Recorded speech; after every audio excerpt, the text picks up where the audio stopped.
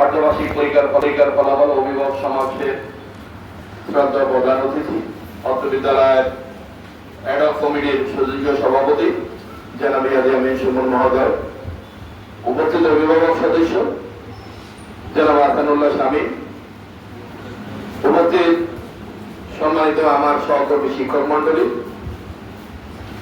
সম্মানিত মায়েরা, বাবারা, যাদের জন্য আজকে আয়োজন, সপ্তম শ্রেণীর শিক্ষার্থী, ছাত্রছাত্রীবৃন্দ, আসসালামু আলাইকুম। আসলে অনেক কথা আপনারা শুনছেন, কথা যদি এখন গান হতো মনে আরো 4 ঘন্টা হলো গান উঠতো না, কিন্তু কথা বেশিক্ষণ হইলে আর এটা চলে আসে, বাস্তবতা, বিনোদনের প্রয়োজন আছে। আমি এই বিদ্যালয়ে 34 বছরের উপরে আমার চাকরির বয়স চলছে। 18 বছর সহকারী শিক্ষক, 16 বছর প্রতিষ্ঠান প্রধান শিক্ষক। আপনারা মায়েদের উপস্থিতি বেশি, এটা এটা এটা আমরা আমাদের জন্য অনেক ইতিবাচক দিক, এটা ভালো দিক।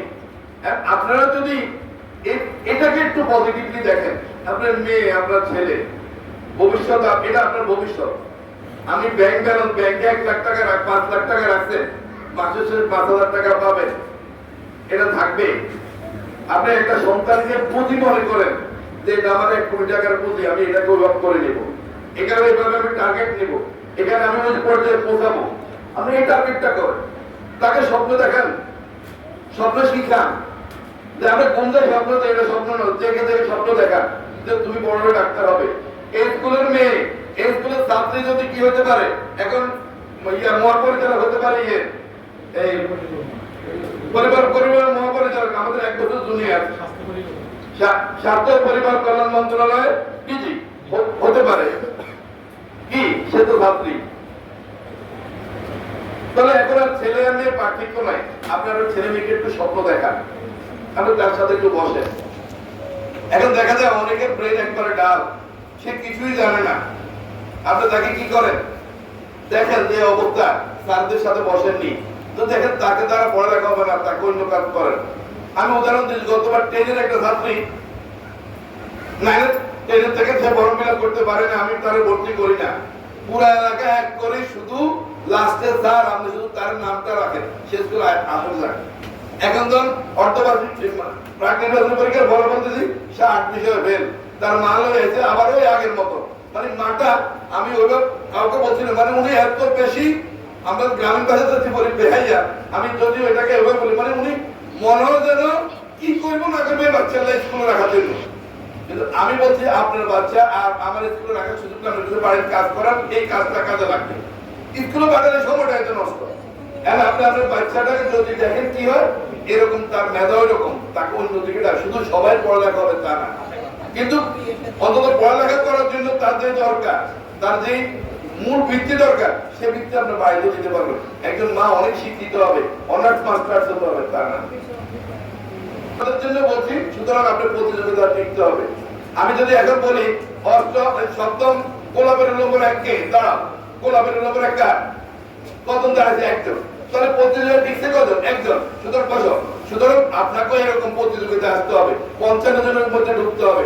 56 গেলে আপনি শিখতে বলবেন, উপায় নেই। আপনি আমার কাছে ধর্ণা দিবেন, আমার কমিটির কাছে ধর্ণা দিবেন, আমার শিক্ষক কাছে ধর্ণা দিবেন, কোনো লাভ হবে না। আপনি এখনই বাচ্চাটাকে নিয়ে বসেন, 7 মাস চলে গেছে, 8 মাস চলে, আপনি একজন বাচ্চা 4 মাস মনে করো, এখন চলে আগস্ট, সেপ্টেম্বর, অক্টোবর, নভেম্বরের শেষের দিকে পরীক্ষা হবে, তাহলে 4 মাস আছে। এই 4 মাস যদি সে মনে করে যে আমি পাস করবো, কোন স্টুডেন্ট, তার পক্ষে অসম্ভব কিছু নয়। আপনি মারা সেটা দেখেন, বাবারা হয়তো অনেকে বাইরে থাকে, তারও সংসার চালাতে হবে, বাস্তবতা। অনেক হয়তো দেশে আছে, ব্যবসা করে, বাণিজ্য করে, বিভিন্ন দিকে আপনি সংসার চালানোর জন্য তার মাথা ব্যথা, কিন্তু আপনি তো বাসায় থাকেন, আপনি তাকে কি বসেন, মোবাইল অভিশাপ থেকে আপনি মুক্তি পান। আপনি মোবাইলের কথা আমাদেরকে বলেন না, এই জিনিসটা আপনি মনে করবেন এখন আমার বাচ্চা নষ্ট হয়ে গেছে, আমি এটা পেটে পেটে রাখি, স্যার করে সারা জানিয়ে দিই, আপনি পরবর্তীতে সামাল দিতে পারবেন না। তো এই বাচ্চা পরবর্তীতে আপনাকে মারবে, আপনার ফ্যামিলির অভিশাপ হয়ে দাঁড়াবে, শুধু আপনার ফ্যামিলির অভিশাপ নয়, ওই এলাকার অভিশাপ হয়ে দাঁড়াবে। সুতরাং আপনি একটু বাচ্চাটাকে দেখেন, এই বাচ্চাটাকে একটু আপনার বাচ্চা, এটাকে গর্ব করছেন আপনি, এই বাচ্চাকে এতটুকু করছেন আপনি, এই বাচ্চাকে কাঙ্ক্ষিত জায়গায় পৌঁছায় দেন। এখন আর ওই ইয়ে নাই, আগে ধরেন স্কুলে হয়তো স্যার মাইয়া মানুষ বড় হয়ে গেছে বইয়ে দিয়ে দেয়, এখন আর এরকম কোনো সিস্টেম নাই। সমাজে এখন সবাই এক তালে। আমার স্কুলে 20 জনের মধ্যে 7 জন ম্যাডাম, প্রাইমারিতে 11 জনের মধ্যে 9 জন ম্যাডাম। তাহলে দেখেন আমাদের তালে তালে ম্যাডামরা কোথায় চলে গেছে নাকি? এটা আমি হিংসা করছি না। এখন এক পক্ষ যদি আমরা কি অলস রাখি তাহলে সমাজ চলবে না। দুটো পক্ষ মিলে হয়তো উন্নয়ন করা যাবে। আমরা বিগত বছরগুলোতে প্রমোশনে পারি নাই, বিগত 2 বছর যুদ্ধ করে আমরা অনেক দূরে আনছি। অনেকে পড়ে গেছে, অনেকে উঠতে পারে নাই, অনেকের জীবন শেষ হয়ে গেছে। এখন আমরা একটা বাচ্চাকে 6 থেকে 10 পর্যন্ত তার পিছনে পুঁজি ডাললেন, 10 আসে যদি ফর্ম ফিল আপ করতে না পারে, এই হতাশা কার? আমাদের না, এই হতাশা আপনার। আমাদেরকে দেখাই দেন যে আমার কোন স্যারে কাজ করে না। আর এখন কম্পিটিশনের যুগ, এখন কম্পিটিশনের যুগ, আপনাকে সুযোগ নাই। আপনি ওইরকম থাকি সুযোগ পাবেন না। আমরা এখন এখানে কি করতেছি স্যার যদি মনে করে এখন দেখবে আমরা সভাপতি সব দেখতেছে। এটা এই স্কুলটা মেট্রিক পরীক্ষার কেন্দ্র, এই স্কুলটা সিসি ক্যামেরা নিয়ন্ত্রিত।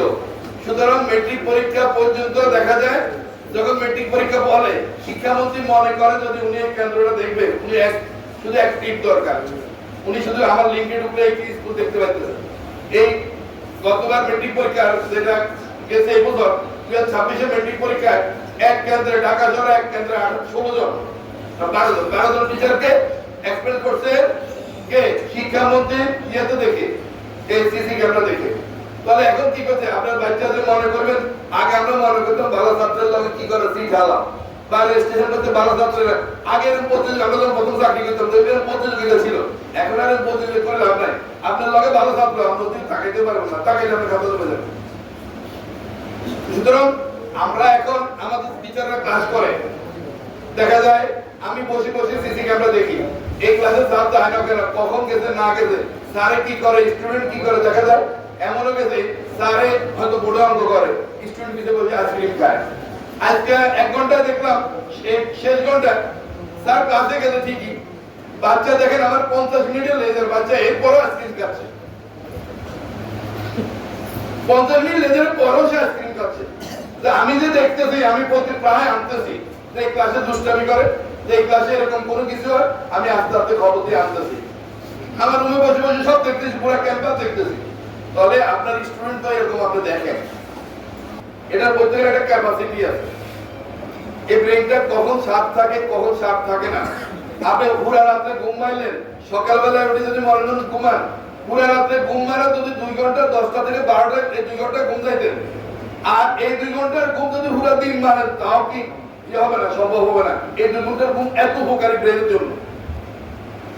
তাহলে আমরা কি করি না, আবার সকালবেলা ব্রেনটা আমি যখন পুরো রাত ঘুমাইলাম, আমার ব্রেনটা কি থাকে? শার্প থাকে।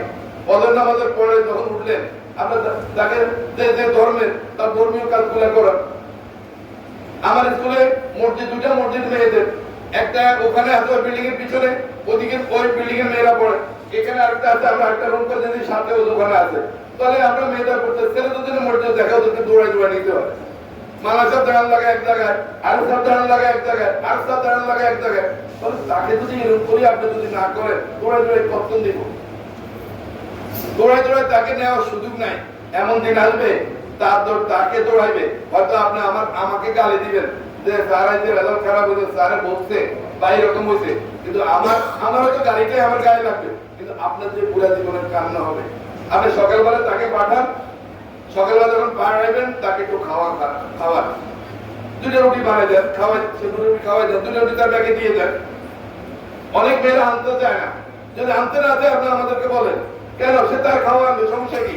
দুপুরবেলা সব বাসে পচা খাবার খাবে, এই চিপস, তারপরে কি কয় মানে বাজারে যারা করে কত অস্বাস্থ্যকর, ওগুলা খাইবে, টাকা দেবেন না। আপনি 2টা রুটি দিয়ে দেন, 1-2টা পিঠা দিয়ে দেন, সে দুপুরবেলা খায়, পানি খেলে তার অনেক দূর কি হবে, ক্লিয়ার হয়ে যাবে। তাহলে সকালবেলা তার দিকে খেয়াল রাখেন, তার ব্যাগটা একটু চেক করেন, তার ব্যাগে কি আছে। দেখা যায় অনেক ছেলে মেয়ে ব্যাগের সাথে আর ড্রেস আছে, সে আপনি পাঠিয়েছেন স্কুলে, সে এক জায়গায় আসতে স্কুল ড্রেসটা পাল্টাই, অন্য ড্রেস পরে। এখন কি আমার ছাত্র না ছাত্রী আমি জানি না, দেখা যায় সোনাইমণি যাইবে আড্ডা দেয়, এরকম ইতিহাসও আমাদের আছে।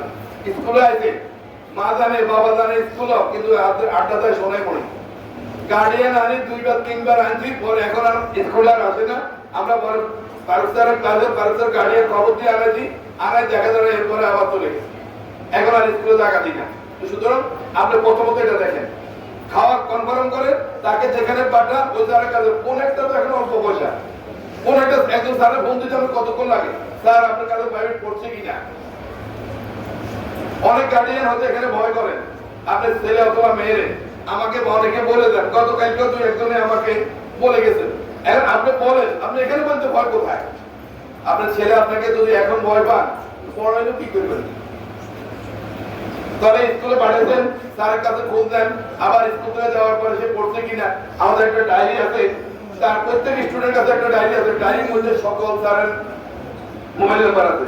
আপনি ওখানে ফোন দেন, স্যার আমার ছেলে আসছে কিনা, সব স্যারের নাম্বার পাবেন, ক্লাস টিচারের নাম্বার। ফোন দেন 10টার আগে। আমাদের ক্লাসে আবার কারো ফোন লগে থাকে না, এটা সরকারি নিয়মে কারো থাকবে না, আমারও না, ইভেন আমারও না। আমি যখন ক্লাসে থাকি আমার ফোন আমার সাথে থাকে না, আমার রুমে থাকে। তখন দেখা যায় আপনি ফোন দিয়ে চাইলেন, এরপরে কি করলেন, তার ডায়েরির মধ্যে দেখলেন যে কি পড়াইছে, ক ক্লাস হয়েছে। তাহলে আপনার কি এটা তো পড়ার দরকার নেই। আমরা 1 2 3 4 5 7 জানি না, এরকম লোক আমাদের দেশে নাই। তাহলে তার 6 ঘন্টা বা 7 ঘন্টা কি এসে দেখেন। তাহলে যদি কোন ঘন্টা লেখে নেই, আপনি ওই স্যারের ফোন দেন, এই ঘন্টা কোন স্যারে পায়, স্যার আইতে যেটা বাড়ির কাজ দেন নাই, তাহলে তাহলে স্যার থেকে স্যার হয়তো অন্য কিছু করছে, এই জন্য হয়তো বাড়ির কাজ দেয় নিয়েছে, হয়তো আজকে বিনোদন করছে, এটাও তো হইতে পারে। বিনোদনও পড়ালেখার একটা অংশ। আপনারা এই পর্যায়ে যদি না আসেন, কি হবে? আস্তে আস্তে আপনার বাচ্চাটা এই স্কুল থেকে চলে যাবে। এই স্কুল ঐতিহ্যবাহী। স্যার আজকে আমি এনওসারের সাথে মিটিং ছিলাম সকালবেলায়, স্যার ওখানেও এই স্কুলের কথা বলছে। অন্য স্কুলে ব্যাগ দিতে 5টা, আমার স্কুলে দিতে 50টা। অন্য সব স্কুলে দিতে 5টা করে ব্যাগ। শুধু যে সমস্ত মাদ্রাসা আছে 1 থেকে 10 পর্যন্ত তাদেরকে দিতে 10টা, আর সব হাই স্কুলের গুলোতে দিতে 5টা, আর আমাদেরকে দিতে 50টা। তাহলে কেন? শাহপুর স্কুলে একটা সুনাম আছে। শাহপুর স্কুল মেট্রিক পরীক্ষার কেন্দ্রে একটা সুনাম আছে। এই স্কুলের শৃঙ্খলা নিয়মানুবর্তিতা করতে যায় শিক্ষক ছাত্র ছাত্রী সবার মিলে একটা সুনাম আছে। এই সুনামের ভাগিদার আপনারা হন। কেন আমরা আজকে ইয়ের মধ্যে আনার কথা বলবো? আপনারা আপনার সন্তান থেকে আপনি একটু স্বপ্ন দেখান, বড় হোক। এই স্কুলের অনেকে ডিসি হয়েছে, তারপর এই স্কুলে অনেক বড় সচিব হয়েছে, এই স্কুলে ডাক্তার হয়েছে, ইঞ্জিনিয়ার হয়েছে, এইরকম অনেক গরিবের সন্তান হয়েছে। আপনি যদি সেটা না দেখেন, আপনি যদি সেভাবে চিন্তা না করেন, চাটকিলের একজন ইয়েলো ছিল, চাটকিলের আমার দেখা মতে সর্বোচ্চ সেরা ইয়েলো যেন দুইজন আলম, দেখেন কত গরিব করে সন্তান ছিল। উনি যখন ক্লাস 8-এ পড়ে, ওনার বাসায় কোনো কাজের প্লেট ছিল না। উনি যখন ক্লাস 8-এ পড়ে, ওনার ঘরে কোনো কাজের প্লেট ছিল না। উনি একটা ছাত্রীকে প্রাইভেট পড়াইছে, যাত্রা করে কাজের প্লেট বাসায় নিছে। উনি যখন মেট্রিক পাস করতে, রাস্তা দাঁড়ায় কি করছে, মুরগি বিক্রি করছে। বাবা রাস্তার উপর ফল দোকান দিত, ফল বিক্রি করত। বাবার একটা থিরো মাংস মর্গান 12 ডজন ফল কিনছে, 12টা বস্তা। উনি কি করতো, একটা 11টার লগে বাপস একটা দিয়ে দিত।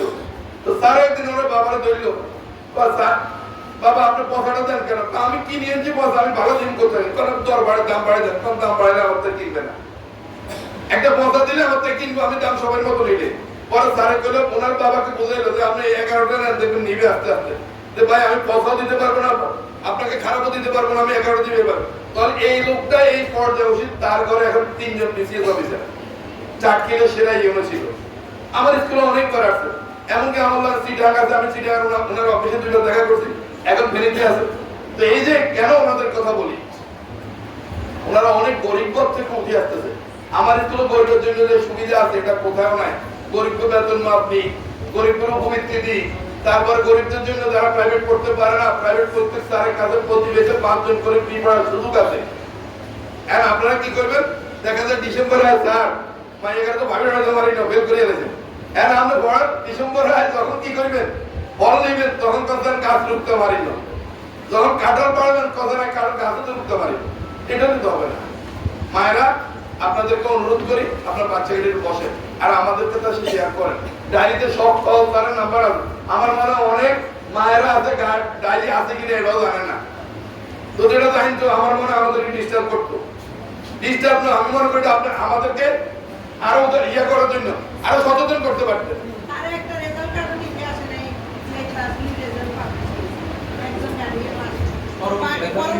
আজকে শুধু আমার কাছে একজন আচ্ছা দেখবেন আমরা ওদের ব্যবস্থা ওদেরকে বের করে দিবেন, দেখবেন অটোমেটিক আসবে। দেখা যায় আজকে হয়তো এখানে মায়েরা অনেক বেশি আছেন, হয়তো গার্ডিয়ান আমার এই যে 139 জন ছাত্র রিপ্রেজেন্ট, তারপরে 13 জন হচ্ছে অ্যাবসেন্ট, তাহলে 152 এর মধ্যে 139 ছাত্র ছাত্রী আমার প্রেজেন্ট আছে, আর মায়েরা অন্যান্য দিনের তুলনায় অন্যান্য তুলনায় সন্তোষজনক। এখন আপনারা আসতে কি হয়, আপনারা এখান থেকে জানবেন, আপনার বাচ্চার ভিতরে শ্রম দিবেন, গান দিবেন। অর্থ কি, আমরা 2 হাতের তালি বাজাবে, তালি বাজাইতে হলে কয়েক লাগে, 2 হাত লাগে, এখন 2 হাতের তালি বাজাইতে হবে। আপনারা যদি শুধু আমরা এরকম মুরাদিন কইলাম, আপনারা যদি না বলতে তাহলে লাভ হবে না। তো আপনারা একটু মনোযোগী হন, আপনার সন্তানের প্রতি আমাদেরকে ছাত্রের কাছে একটু ধর্ণা দেন, ছাত্রের কাছে একটু ধর্ণা দেন। যেমন অনেক গার্ডিয়ান, এই যে আমাদের আরো গার্ডিয়ান আছে প্রাইমারি ম্যাডাম, হ্যাঁ দেখা যায় উনিও এরকম, ওনার মেয়ে এক বিষয় আমাকে বলছে, আমি বলছি নাকি বৃহস্পতিবারে আমি আপনার বিষয়টা দেখবো। হ্যাঁ এরকম আপনি দেন না, কোনো সমস্যা হলে আসেন আমার কাছে, ফোন করেন। আমি যদি ক্লাসে থাকি, আমি পরবর্তীতে ফোন দেখলে আমি আমার ফোনটা ব্যাক করি। হ্যাঁ আপনি যদি আদায় করে না নিতে পারেন, হতাশা হবে আপনার, আমাদের সবাই চলে যাবে, আমাদের সবাই চলে যাবে। আমার চাকরি আছে 2 বছর চাপ নেই, এর 2 বছর আমিও থাকতাম না। সাবর স্কুলেও হয়তো পরবর্তীতে আরো বিচক্ষণ প্রতিষ্ঠান প্রধান আসবে, যিনি আসবে না কেন, আপনারা যদি একত্র না হতে পারেন কোনো লাভ হবে না। আপনারা আগে আসতে হবে, আপনাদের সন্তানদেরকে আগে নিয়ে আসতে হবে, আপনাদের সন্তানকে স্বপ্ন দেখাতে হবে। এই স্বপ্নগুলো আপনারা দেখেন।